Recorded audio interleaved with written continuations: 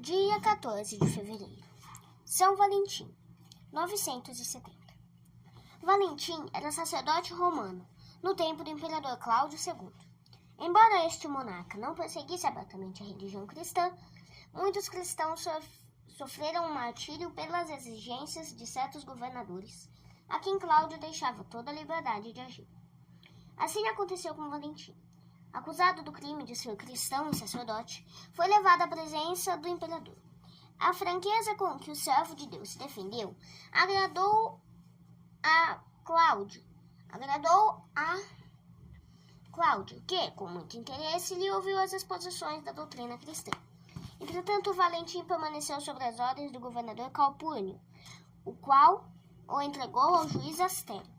Este, propondo-se a convencer Valentim da futilidade da religião de Cristo, levou-o para casa. Logo ao entrar na residência do magistrado, Valentim se pôs de joelhos e pediu a Deus que desse aos habitantes daquela casa o conhecimento da luz verdadeira. Astério, ouvindo o santo falar em luz, não compreendeu o sentido que empregava este termo e disse: Tenho aqui em minha casa uma menina, filha adotiva minha, que há 2 anos está privada da vista.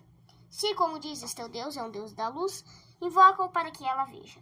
Se isto acontecer, eu me curvarei diante do teu Deus. Valentim impôs as mãos à menina e pronunciou as seguintes palavras: Senhor Jesus Cristo, Deus verdadeiro e verdadeira luz, dai à vossa serva a luz dos olhos. A oração do santo foi ouvida. A menina recuperou a vista imediatamente. Abriram-se também os olhos de Astério. Este se converteu e com ele 40 pessoas receberam o batismo das mãos de Valentim. Poucos dias depois, o Papa Calixto lhes deu o sacramento da confirmação. Astério, que tinha sob sua guarda ainda outros cristãos, deu-lhes a todos a liberdade. O imperador Cláudio, tendo conhecimento da conversão de Astério ao cristianismo, citou-o perante o tribunal, como a Valentim e todos os outros que tinham sido batizados naquela ocasião. As ilhas imperiais convergiram sobre Valentim, descarregando-se sobre o sacerdote de Cristo, numa flagelação desumana. Não conseguindo sua apostasia, sentenciou a morte pela espada. Valentim sofreu um martírio em 14 de fevereiro de 270. O corpo foi sepultado na Via Flamínia, e Deus se dignou obrar muitos milagres por intercessão do mártir.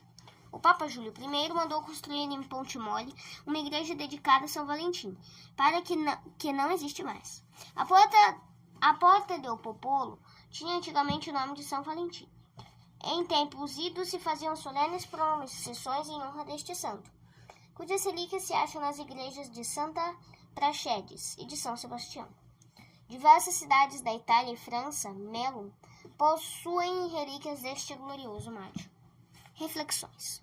São Valentim confessou perante o júri o nome de Jesus e preferiu morrer a negar a fé. Tinha a convicção de que sem Jesus não há salvação. Vivemos num tempo em que se verifica a palavra de São Paulo. Tempos virão em que os homens não mais suportarão essa doutrina, conforme que lhe agradem aos ouvidos. 2 Timóteo capítulo 43. Legião é o número destes mestres e, infelizmente, são recebidos de braços abertos. Sonhadores são chamados aqueles que fazem depender a eterna bem-aventurança da imitação de Jesus Cristo. Deus, dizem esses falsos mestres, é muito bom, é a caridade. Indiferente lhe é em que religião e de que modo o homem o adore. Todos, sem exceção alguma, têm direito à eterna glória. A palavra de Cristo, a doutrina dos apóstolos, a história do gênero humano, constam categoricamente tais ideias errôneas e perniciosas.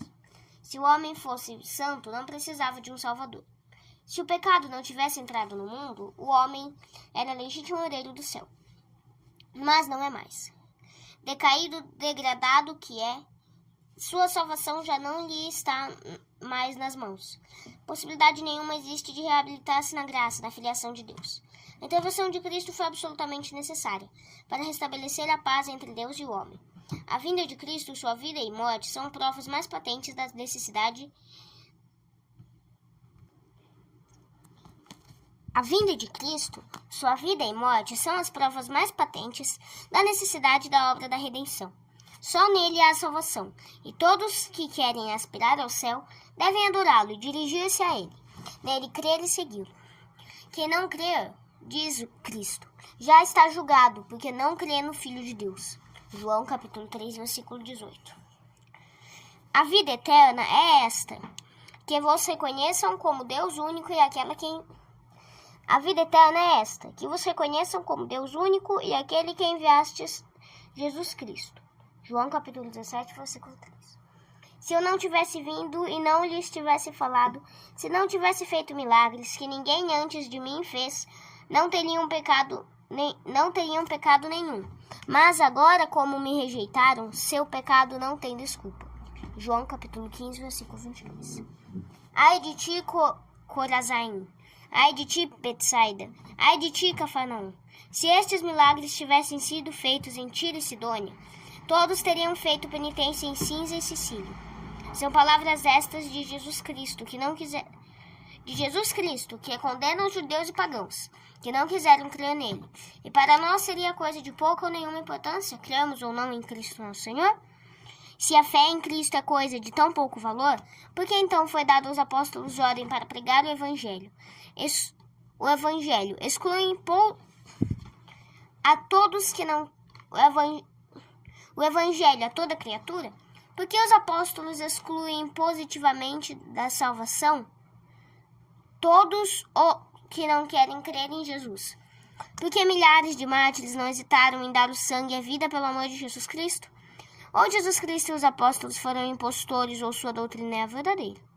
Se é verdadeira e disto não resta dúvida, não há outra salvação a não ser no Santíssimo Nome de Cristo.